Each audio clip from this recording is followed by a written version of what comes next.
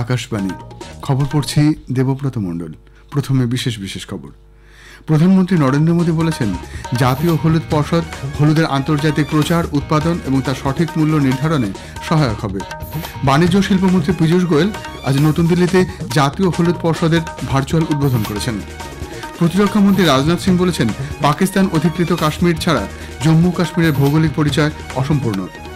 রাশিয়ায় এক ভারতীয় নাগরিকের মৃত্যুর বিষয়টি মস্কোয় রুশ কর্তৃপক্ষ এবং নতুন দিল্লিতে রুশ দূতাবাসের কাছে ভারত জোরালোভাবে উত্থাপন করেছে।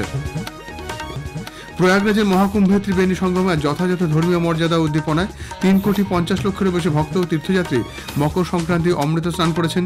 গঙ্গাসাগরেও বিপুল ভক্ত সমাগম হয়েছে। মেদিনীপুর মেডিকেল কলেজ হাসপাতালে প্রসূতি মৃত্যুর ঘটনার তদন্তভার আজ সিআইডি হাতে নিয়েছে। সত্যিক সাইরাজ রানকি রেড্ডি এবং চিরাগ শেট্টি জুটি নতুন দিল্লিতে ইন্ডিয়া ওপেন ব্যাডমিন্টনে পুরুষদের ডাবলসের কোয়ার্টার ফাইনালে উঠেছেন। আসছে বিস্তারিত খবরে। প্রধানমন্ত্রী নরেন্দ্র মোদী জাতীয় হলুদ পর্ষদ প্রতিষ্ঠার প্রশংসা করেছেন।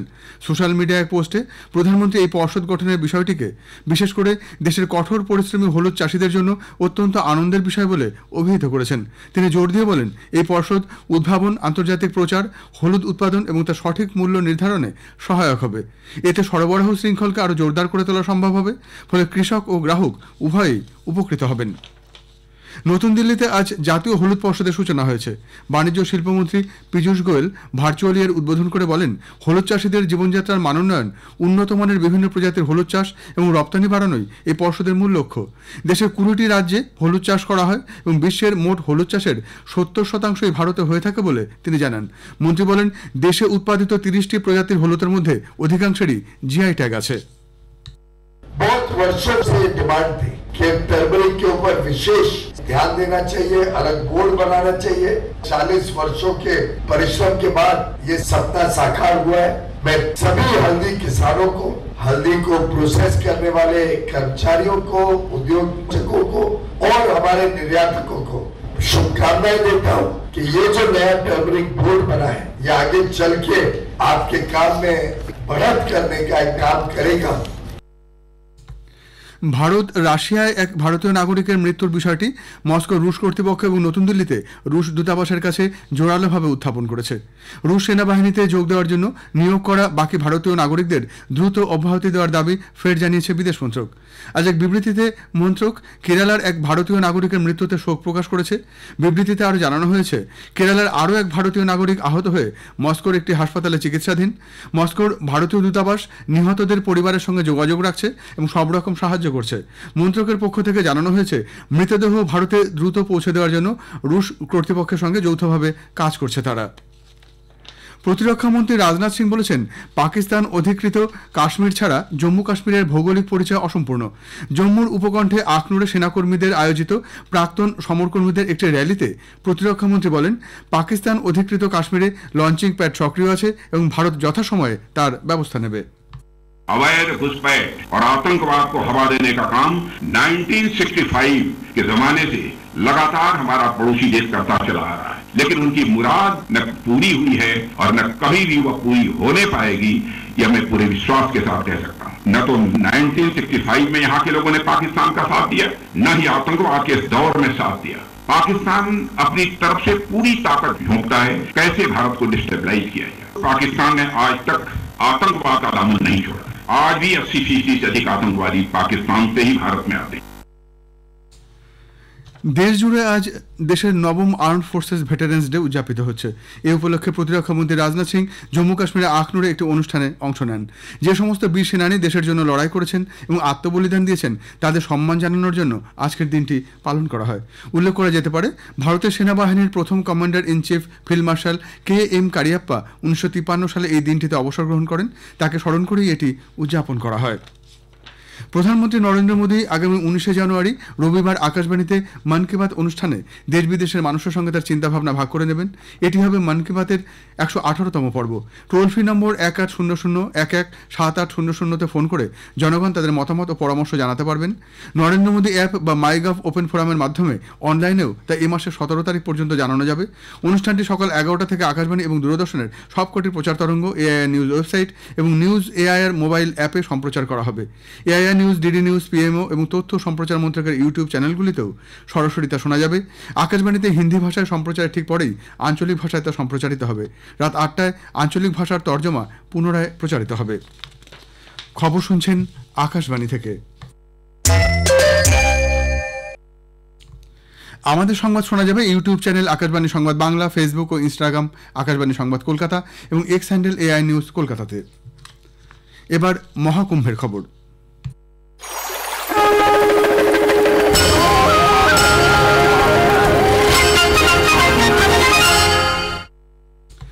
প্রয়াগরাজের মহাকুম্ভে ত্রিবেণী সঙ্গমে আজ যথাযথ ধর্মীয় মর্যাদা উদ্দীপনায় 3,50,00,000 বেশি ভক্ত ও তীর্থযাত্রী মকর সংক্রান্তি অমৃত স্নান করেছেন। লক্ষ লক্ষ ভক্ত ও সাধুরা অমৃত স্নানে অংশ নেন। মকর সংক্রান্তি উপলক্ষে বিভিন্ন আখড়ার মহামণ্ডলেশ্বরা আজ অমৃত স্নান করেন। পুজো অর্চনা চলে নির্বিঘ্নে। পুণ্যস্নান শেষে ভক্তরা ঘাটে পুজো ও প্রার্থনা করেন। ঐতিহ্য ও পরম্পরা অনুযায়ী অনেকে দান ধ্যান করছেন।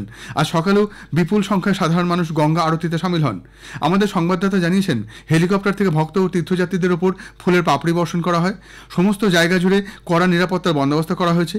45 দিন ধরে এই মেলা চলার সময় থাকছে 7 স্তরের নিরাপত্তা ব্যবস্থা। প্রায় 2800 সিসিটিভি ও এআই ক্যামেরার মাধ্যমে চলছে নজরদারি।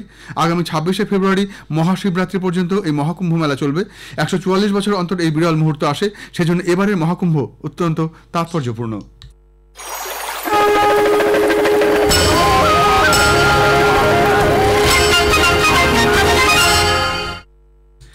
কেরালায় আজ শবরীমালা মন্দিরে আয়াপ্পা ভক্তরা মাকারা ভিল্লাপ্পু উপলক্ষে পূজা দেন। মকর সংক্রান্তি পুণ্যতিথিতে এই বার্ষিক উৎসবের আয়োজিত হয়ে থাকে। মকর সংক্রান্তি উপলক্ষে জম্মু কাশ্মীরের মাতা বৈষ্ণোদেবী মন্দির পুণ্যার্থীদের জন্য আজ খুলে দেওয়া হয়েছে।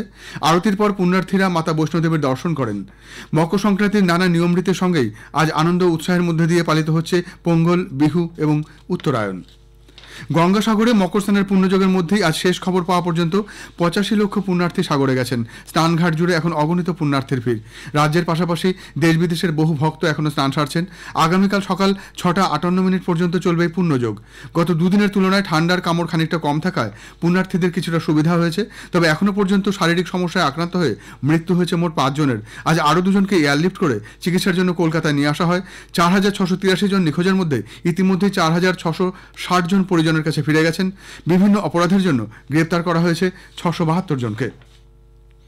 মেদিনীপুর মেডিকেল কলেজ হাসপাতালে প্রসূতি মৃত্যুর ঘটনার তদন্তভার আজ সিআইডি হাতে নিয়েছে।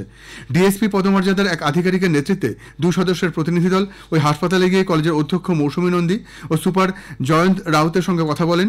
একই সঙ্গে আজ 2 পিজিটি, 4 জন নার্স, 1 জন আরএমও এবং স্ত্রীরোগ বিভাগের 2 প্রধানকেও জিজ্ঞাসাবাদ করছেন আধিকারিকরা। 3 দিনের মধ্যে তাদের প্রাথমিক রিপোর্ট জমা দিতে বলা হয়েছে। এদিকে মেদিনীপুর মেডিকেল কলেজ হাসপাতালে স্যালাইন কাণ্ডে সংক্রমণের শিকার 3 প্রসূতির অবস্থা আশঙ্কাজনক। 13 সদস্যের মেডিকেল বোর্ড এদের চিকিৎসার দায়িত্বে রয়েছেন। অন্যদিকে হাসপাতালের তরফে নোটিশ দিয়ে জানানো হয়েছে, স্নাতকোত্তর স্তরের কোনো পড়ুয়া অস্ত্রোপচার এবং অ্যানাস্থেসিয়া সংক্রান্ত কোনো কাজ নিজেরা করতে পারবেন না। আবহাওয়া দপ্তর পাঞ্জাব, হরিয়ানা, চণ্ডীগড়, দিল্লি এবং পশ্চিম উত্তরপ্রদেশে আগামীকাল বজ্রবিদ্যুৎ সহ বৃষ্টির পূর্বাভাস দিয়েছে। পাঞ্জাব, হিমালয় সংলগ্ন পশ্চিমবঙ্গ, সিকিম ও দেশের উত্তর পূর্বাঞ্চলে রাত থেকে সকালের দিকে ঘন কুয়াশার সম্ভাবনা। আগামী 3 দিনের মধ্যে মধ্য ভারত এবং মহারাষ্ট্রের সর্বনিম্ন তাপমাত্রা 2 থেকে 3 ডিগ্রি সেলসিয়াস বাড়তে পারে। আগামীকাল উত্তর পশ্চিম ভারতে সর্বনিম্ন তাপমাত্রা একই থাকবে, তবে পরবর্তী 3 দিন 2 থেকে 3 ডিগ্রি সেলসিয়াস পর্যন্ত বাড়তে পারে। লাদাখে কার্গিলে 1 নম্বর জাতীয় সড়কের কটপাকাসি শিলিকচেতে এক সড়ক দুর্ঘটনায় 5 জন প্রাণ হারিয়েছেন এবং 2 জন আহত হয়েছেন। একটি স্করপিওর সঙ্গে ভারী পণ্যবাহী ট্রাকের সংঘর্ষে এই দুর্ঘটনা ঘটে। নিহতদের মধ্যে 3 জন স্থানীয়, আহত 2 জন বর্তমানে কার্গিল জেলা হাসপাতালে চিকিৎসাধীন। সাত্বিক সাইরাজ রানকিরেড্ডি এবং চিরাগ শেট্টি জুটি আজ নতুন দিল্লিতে ইন্ডিয়া ওপেন ব্যাডমিন্টনে পুরুষদের ডাবলসের কোয়ার্টার ফাইনালে উঠেছেন। রোমাঞ্চকর ম্যাচে মালয়েশিয়ার 7 নম্বর জুটি ম্যান ওয়ে চং ও কাই উন টিকে 23-21, 19-21, 21-16 ব্যবধানে হারান এই জুটি। এদিকে চীনা তাইপের শুয়ো ইউন সাংকে স্টেট গেমে হারিয়ে কোর্টে ফেলেন পিভি সিন্ধু।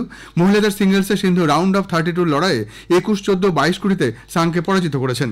অন্যদিকে টুর্নামেন্ট থেকে নাম প্রত্যাহার করে নিয়েছেন বিশ্বের প্রাক্তন 1 নম্বর কিদাম্বি শ্রীকান্ত। নতুন দিল্লির ইন্দিরা গান্ধী ইন্ডোর স্টেডিয়ামে খো খো বিশ্বকাপের উদ্বোধনী ম্যাচে ভারতীয় মহিলা দল আজ দক্ষিণ কোরিয়াকে হারিয়ে দিয়েছে। প্রিয়া ইঙ্গলের নেতৃত্বে ভারত 175-18 দক্ষিণ কোরিয়াকে পরাজিত করে। শেষ করার আগে বিশেষ খবর আরেকবার। প্রধানমন্ত্রী নরেন্দ্র মোদী বলেছেন, জাতীয় হলুদ পর্ষদের হলুদের আন্তর্জাতিক প্রচার, উৎপাদন এবং তার সঠিক মূল্য নির্ধারণে সহায়ক হবে।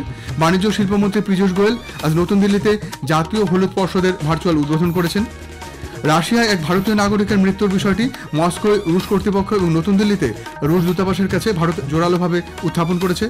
মেদিনীপুর মেডিকেল কলেজ হাসপাতালের প্রসূতি মৃত্যুর ঘটনার তদন্তভার আজ সিআইডি হাতে নিয়েছে। খবর এখনকার মতো এ পর্যন্ত। পরের খবর গীতাঞ্জলির প্রচার তরঙ্গে আগামীকাল সকাল 6টা বেজে 20 মিনিটে।